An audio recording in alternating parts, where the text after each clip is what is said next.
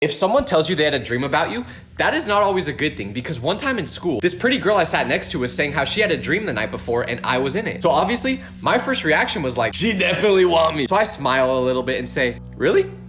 What happened in the dream? And I'm expecting her to say we fell in love, got married, and sailed off into the sunset, but no. Because with a straight face, she goes, you were riding a motorcycle and you crashed into a wall. What? So then I say, oh, well, was I at least like, okay? And she goes, no, your body flew into the air like a rag doll, and it honestly kind of made me cringe to see you fling off the bike like that. So she's basically saying I gave her the ick in her dreams. How is that even possible?